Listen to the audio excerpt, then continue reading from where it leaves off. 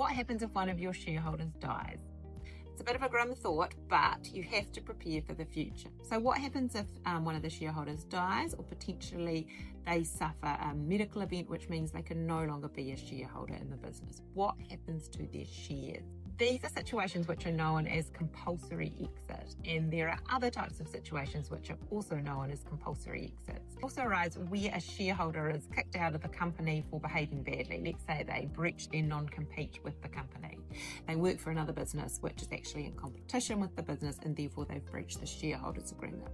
Or potentially they've breached their employment agreement with the company. They might have been engaged in fraud or criminal activity, or they might have just not continued to work for the period of time that was agreed. Potentially their employment agreement required that they had to keep working for the business for 2 years, and they've decided to leave earlier. There can also be a situation of compulsory exit where you've decided that all shareholders must work in the business, and a shareholder decides they don't want to work in the business anymore, so therefore they can no longer be a shareholder. So what happens to shares in this situation?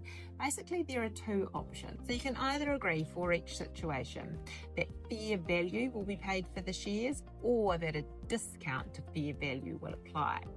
So what the Annual Terms Shareholders Agreement says is that if a shareholder dies or becomes incapacitated, the other shareholders have the first option to buy the shares from them or their estate at fair value.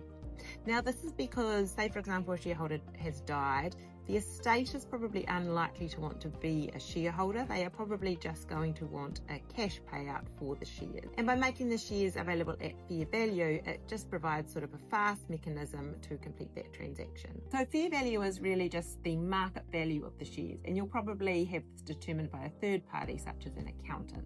In relation to the other situations where a shareholder is either kicked out for bad behaviour, or potentially they don't work the full term of their employment agreement, you need to decide whether a discount applies to that fair value. And normally, if it's a situation of bad behaviour, an agreed discount is put into the shareholders agreement, which will apply to the fair value of the shares. So for example, you might agree that they will only be offered 50% of the market value of the shares where they behave badly and are forced to leave the company.